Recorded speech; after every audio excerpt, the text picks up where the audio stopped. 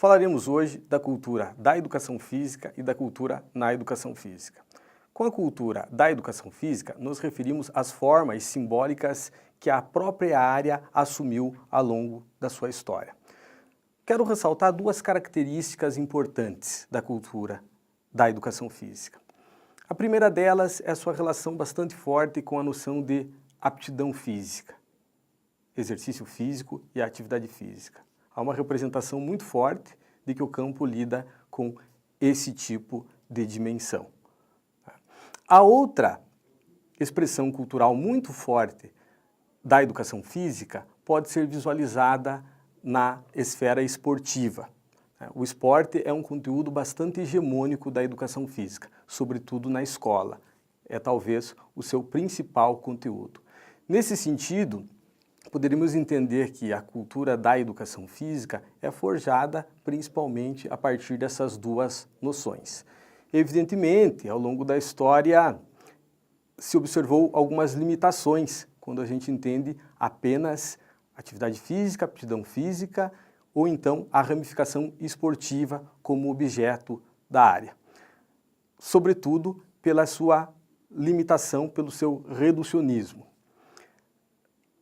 Diante disso, a comunidade acadêmica do campo da educação física elaborou, ao longo do tempo, uma noção mais ampliada, que é a noção de cultura corporal. Educação física, uma área que se dedica ao estudo, à compreensão e ao oferecimento da cultura corporal de movimento sistematizada ao longo da história. A outra dimensão, a cultura na educação física, diz respeito à forma como a noção de cultura tem sido apropriada academicamente pela área.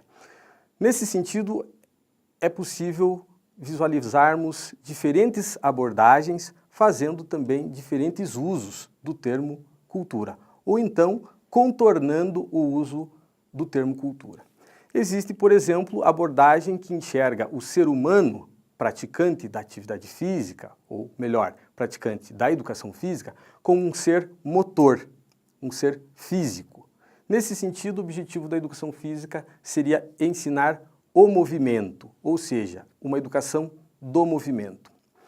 Outras abordagens, por exemplo, vão entender que a educação física contribui sim para o desenvolvimento do aluno, não apenas para o desenvolvimento motor, mas também para o desenvolvimento psicológico, etc., além do motor. Esse tipo de concepção pode ser pensada como uma educação física ou uma educação pelo movimento. É o ser humano que se educa pelo movimento que lhe é oferecido. Nessas duas dimensões, a cultura não é tratada como uma perspectiva central para compreender o ser humano que se movimenta. Algumas outras abordagens vão incluir a perspectiva social, entender o ser humano como um ser social.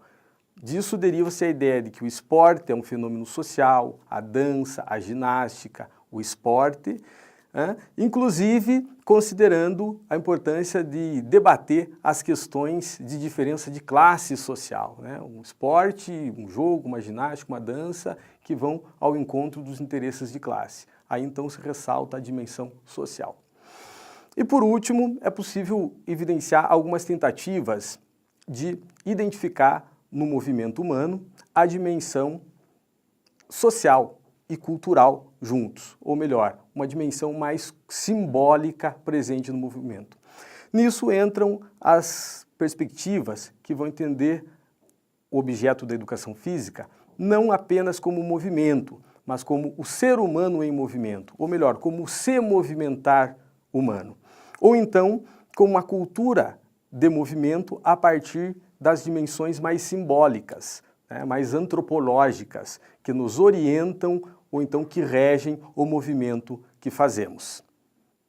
Podemos visualizar que quando tomamos essas dimensões do ser humano em separado, dimensão motora visando um desenvolvimento motor, dimensão psicológica visando um desenvolvimento motor e cognitivo, dimensão social pensando no ser humano em sociedade, na sua classe, etc.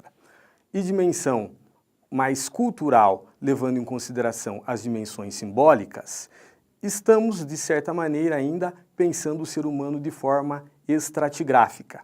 Essa ideia de um ser humano estratigráfico, ou melhor, de um entendimento estratigráfico de ser humano, nos é fornecida pelo antropólogo Clifford Geertz, que vai falar que essa é uma forma de se olhar para o ser humano, como formado por camadas independentes, uma biológica, outra social, outra cultural, antes da social, a psicológica ainda, camadas com independência uma das outras, como se uma camada fosse sendo construída a partir da anterior. Geertz refuta essa concepção e fala da importância de adotarmos uma visão de interdependência, ou seja, uma concepção sintética de ser humano. Quando trabalhamos, então, com as práticas corporais, com a cultura corporal de movimento, com o objeto de estudo da educação física, devemos entender que estamos tratando de um ser humano que se movimenta de uma forma que é motora, que é psíquica, que é social e que é cultural. E isso tudo está em interdependência, num mesmo gesto, num mesmo ato, numa mesma ação. Assim, não corremos o risco de separar o ser humano em camadas, dando mais ênfase a umas e menos ênfase a outras camadas. Espero que tenham gostado do assunto e desejo a todos bons estudos.